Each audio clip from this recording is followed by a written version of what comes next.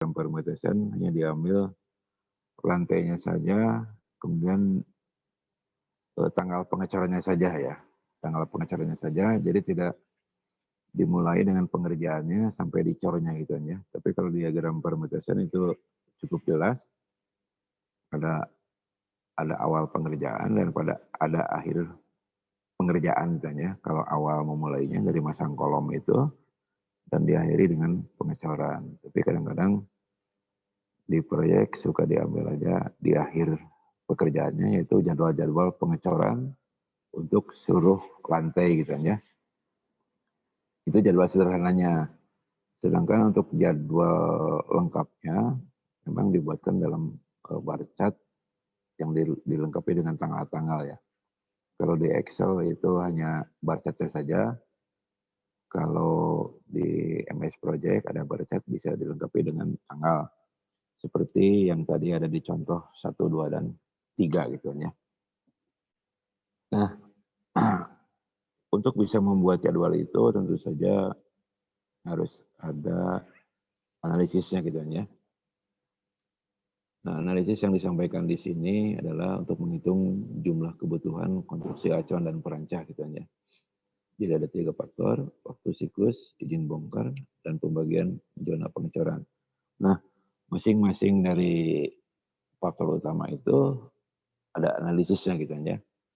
Tadi sudah disampaikan sepintas mengenai pembagian zona itu bagaimana gitu ya.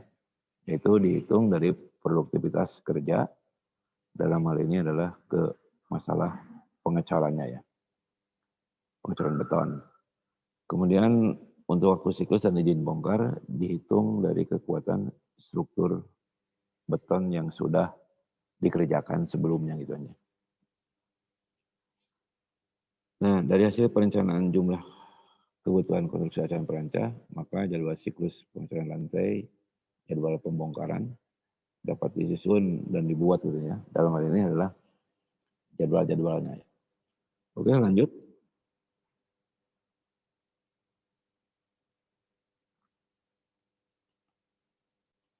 Nah, ini dicontohkan untuk gedung yang 14 lantai gitu ya.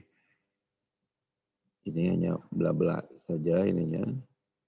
Ada kolom kecil, ada kolom besar, kemudian ada luas satu lantainya, kemudian ada volume adukan betonnya, slab dan beam atau lantai dan balok per lantainya 146 ya. Tadi disampaikan bahwa luasnya itu kurang lebih 400 meter persegi untuk satu zonanya. Untuk volume betonnya kurang lebih 100 meter kubik.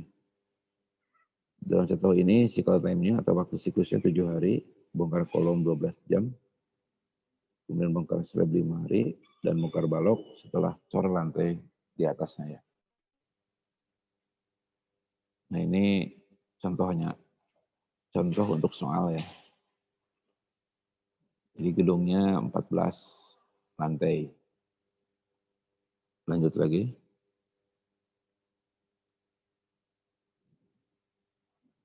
Nah ini dibuat alternatif. Alternatif 1 dibagi dalam 3 zona menggunakan kren ya. Alternatif 2 dicor langsung sekaligus menggunakan konkrit pump gitu ya. Konkrit pump. Kemudian penyediaan material alternatif 1 itu kolom kecilnya 1 set, kolom besarnya 6 set. Untuk lantainya 1/3 lantai ya, jumlah tingkatnya ya. Untuk balok 2 lantai plus 1 lantai riprop gitu ya. Riprop itu adalah restoring gitu ya. Jadi perancah atau shoringnya itu dilepas diganti dengan riprop. Tapi itu harus paham mengenai analisis kekuatan betonnya ya kalau menggunakan ini. Nah kadang-kadang kalau ini tidak dipahami, itu beton akan banyak mengalami keretakan gitu aja. Nah biasanya para kontraktor yang sudah terbiasa bekerja di gedung-gedung bertingkat, itu tidak dibongkar total ya di dalam pembongkarannya. Jadi dibongkar sebagian-sebagian, kemudian baru dipasang reprop ya, atau restoring. Sehingga lendutan yang terjadi pada balok dan lantai itu tidak terlalu besar gitu ya. Jadi masih ada penahannya. Ada penahannya. Nah ini untuk sementara abaikan dulu aja satu lantai repropnya gitu ya. Kita konsen aja 2 lantai gitu ya. Begistingnya. Nanti supaya sesuai pemahaman ini dengan gambar-gambar dari diagram permutationnya gitu ya. Itu alternatif 1, alternatif 2 jumlah kolom kecilnya 2 set, kemudian jumlah kolom besarnya 15 set, begisting slabnya 2 lantai, dan begisting baloknya 2 lantai gitu ya. Jadi sudah disampaikan, satu lantai repropnya untuk sementara abaikan dulu ya. Lanjut.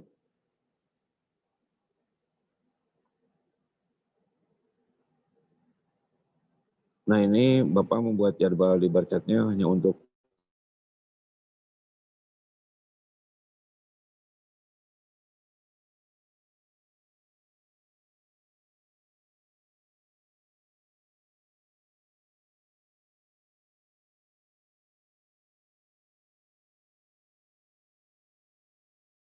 gitu ya, 2 hari.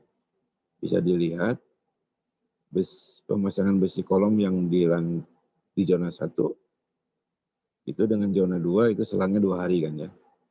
Begitu pula kalau dilihat pengecorannya itu pengecoran balok dan lantai ya. Itu pada hari ke-7 dan hari ke-9. Zona 1 hari ke-7, zona 2 hari ke-9 dan zona 3 hari ke-11. Jadi selang antara zona ini disetting 2 hari. Kalau contoh tadi itu disetting 3 hari kan ya. Nah ini masih coba ke atas sedikit aja. Ke atas digeser. Ke atas. Bukan. Jadwal tadi digeser ke atas sedikit. Terus. Up. Nah itu total waktunya salah gitu kan ya. Total waktunya salah bukan 117. Bukan 117.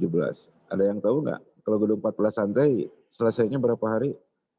Dengan waktu siklus 7 hari. Kemudian dengan selang antara zona itu 2 hari. Total waktu pelaksanaan struktur kira-kira berapa hari? Ya, silakan 80. dijawab. Silakan dijawab. 80, Pak. Dari mana 80? Struktur kayaknya 2 bulan, Pak. Itu udah ada jadwalnya. Oh. Ada contoh soalnya. Contoh soalnya waktu siklus 7 hari. Jumlah tingkatnya 14 lantai. Ayo, kira-kira berapa hari?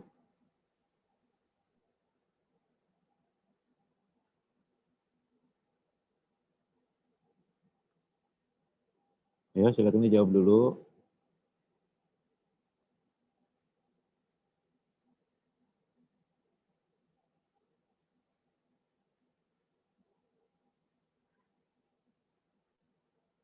Ada yang tahu?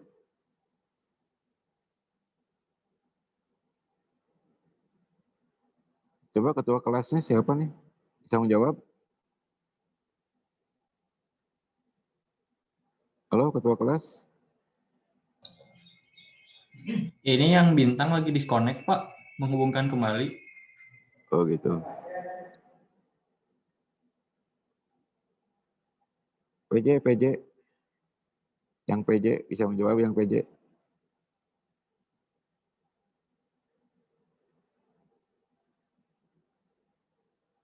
Halo yang PJ berapa hari?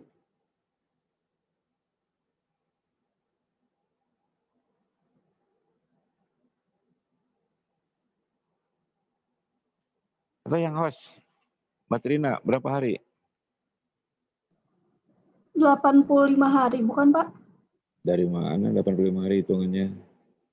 Soalnya kan satu zona tuh kan satu lantai itu ada 3 zona, tiap per lantainya ada 3 zona. Terus Iya. satu zona itu 7 hari. Terus zona kedua itu selangnya 2 hari, berarti lebihnya 2 hari kan Pak. Jadi satu lantai 3 zona itu berarti 11 kali 14. Ya Berarti berapa? lebih ya Pak. Ayah berapa? 154 hari bukan Pak? 154, Pak. Dari mana?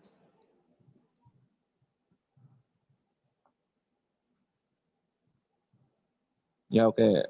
Pindah ke halaman berikutnya. Nah, coba perhatikan diagram ini.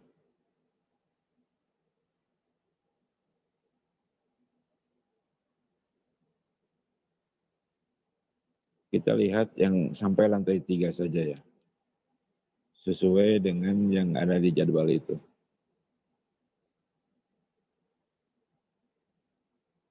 Yang lantai 3 kan dicor untuk di zona 3-nya pada hari ke-25.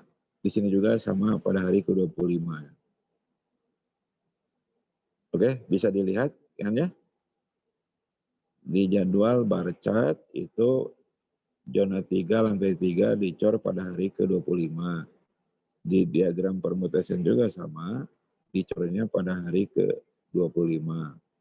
Nah, angka 25 itu adalah waktu siklus 7 hari dikalikan jumlah lantai, 3 lantai, kan 21. 21 ditambah selang antar zona, itu 2 hari. Karena ada 2 hari kali 2 jadi 4. 4 tambah 21 menjadi 25. Oke, bisa dipahami sampai di situ? Nah, kalau sudah bisa dipahami sampai di situ, maka kita analisis total waktunya yang 14 lantai. 14 kali 7, 7 itu merupakan waktu siklus per lantainya, itu hanya 98 hari, ditambah 4 hari. Selang antar zona, karena zonanya ada 2, masing-masing zona 2 hari. Ya. Jadi 98 ditambah 4 hari, sama dengan 102 hari. 102 Pak. 102 Iya. hari, Pak. 102, Pak. Nah, kira-kira kalau untuk mempertimbangkan kapan struktur bangunan gedung bertingkat itu selesai, ya harus tahu dulu waktu siklusnya gitu ya. Dan harus tahu dulu jumlah zonanya, dan harus tahu dulu selang antar zonanya ya. Baru bisa diperkirakan, oh selesai sekian hari gitu. Terus selesai sekian bulan. Tapi itu kan baru rencana. Nah, karena di lapangan itu proyek itu agak unik gitu ya.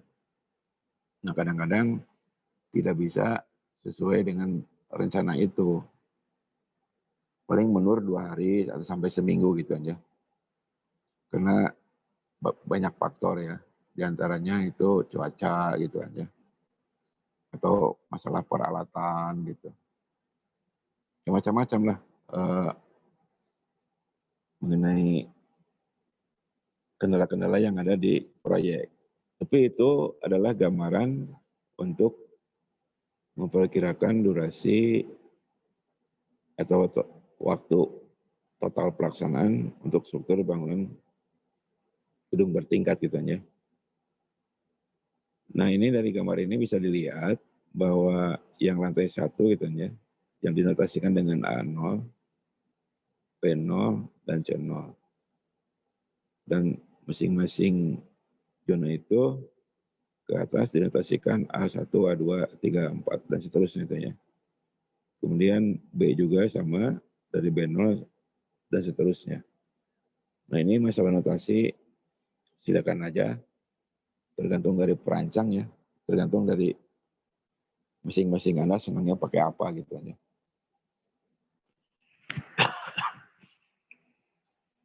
Nah, ini dicontohkan bahwa lantai 1 dikerjakan dari hari ke-7, dari hari ke-1 sampai hari ke-7, karena siklusnya itu 7 hari gitu aja. Kemudian setelah hari ke-7 dicor, maka besoknya hari ke-8, lantai 2 zona 1 sudah bisa dimulai. Dan ingat, karena waktu siklusnya hanya 7 hari, maka pada hari ke-14 harus dicor gitu aja. Begitu pula yang di zona 2. Zona 2 selangnya 2 hari, maka dimulai di lantai 1 itu hari ke-3 dan harus selesai pada hari ke-9. Pada lantai 2-nya yang di zona 2, pekerjaan kolom dimulai pada hari ke-10 dan balok lantai harus dicor pada hari ke-16. Jadi begitu selanjutnya. Nah, kemudian simbol-simbol lingkaran itu menunjukkan jumlah tingkat bekistingnya ya. Jadi ada 2 lantai. Nah, tadi disampaikan bahwa aturannya itu untuk contoh ini bahwa pembongkaran bekisting setelah dicor lantai di atasnya. Jadi dicor lantai di atasnya pada hari ke-14. Maka pada hari ke-15, lantai 1 yang dinotasikan dengan A0 itu bisa dibongkar, bekistingnya bisa dipindahkan ke lantai 3 yang dimulainya pada hari ke-15 dan harus selesai pada hari ke-21. Dan untuk setiap zona itu seperti itu aja. Nah, ini bisa dipelajari mengenai perpindahan-perpindahannya ya. Ini perpindahan-perpindahannya. Nah, untuk tugas 2 ini ada data-datanya, cuma yang belum itu data pembongkaran. Nah, apakah data pembongkarannya, apakah akan dibongkar setelah lantai di atasnya dicor, atau mau ada selang waktu misalkan 1 hari atau 2 hari. Itu Bapak serahkan ke Anda gitu aja. Karena namanya juga soal gitu aja. Soal juga tentu saja untuk mengcover kasus-kasus yang ada di lapangan gitu aja. Nah, ini silakan saja. Jadi direncanakan saja untuk pembongkaran bekisting. Apakah akan langsung setelah dicor lantai di atasnya atau ada jeda waktu 1 hari atau 2 hari ya. Nah, kalau ada jeda waktu 1 sampai 2 hari, di dalam tugasnya itu harus diberi catatan bahwa untuk mengerjakan lantai di atasnya itu diperlukan cadangan ya untuk mengcover bekisting yang belum dibongkar. Oke, sampai di sini kira-kira ada pertanyaan? Silakan dulu dijawab atau ditanyakan sebelum dilanjut. Bapak mau memastikan, Bapak. Iya, ya. Jadi kan, Pak, kalau maksudnya waktu siklus 7 hari, jadi setiap misalnya habis 7 hari di zona 1, lanjut lagi zona 1 lantai 2 kayak gitu, Pak? Iya. Oh, iya. Makasih, Pak. Kalau ke zona 2-nya itu selang waktunya ya. Iya. Bisa 2 hari, bisa 3 hari ya. Iya, Pak. Kalau ke atas itu namanya waktu siklus ya. Oh, iya, iya, Pak. Makasih, Bapak. Iya, ya. Ayo yang lainnya.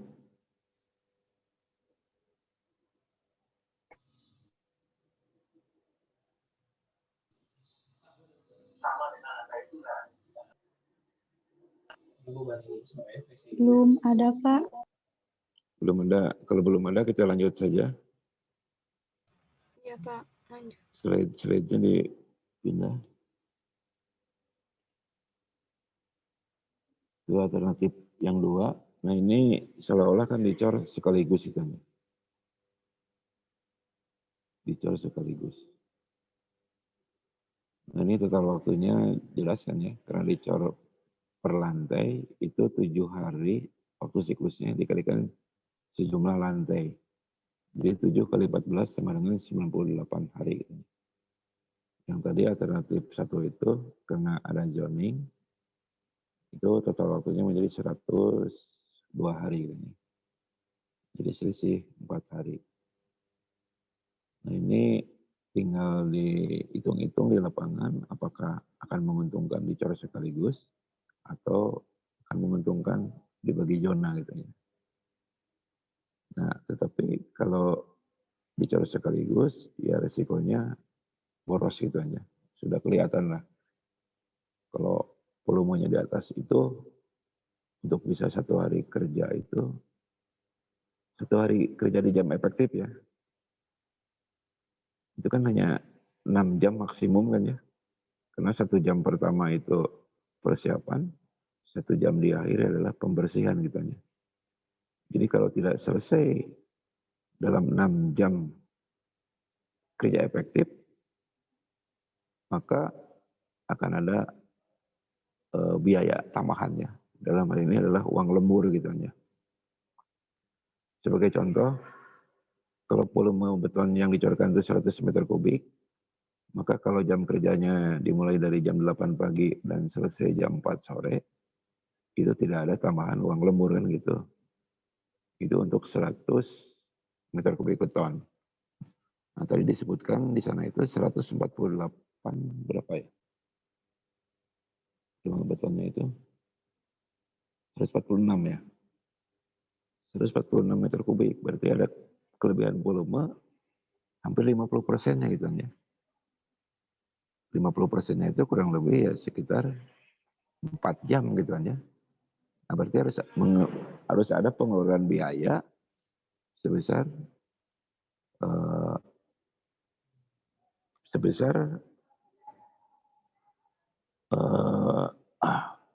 setengahnya dari jam tadi gitu kan ya. Kira-kira kebayang nggak? Jadi kalau upah yang pagi itu per harinya 150, maka tambahan untuk lemburnya itu 75 gitu ya. Itu hanya contoh aja ya. Tapi sebenarnya tidak begitu. Kalau semakin malam itu upahnya 2 kali lipat ya. Kalau upah untuk kerja yang di shift 3 itu dari jam 12 malam sampai jam 6 pagi itu, jam 5 ya, bukan jam 6. Jam 5 pagi, itu upahnya 3 kali lipat ya. Itu berdasarkan aturan dari Depnaker ya, untuk perburuhan gitu ya.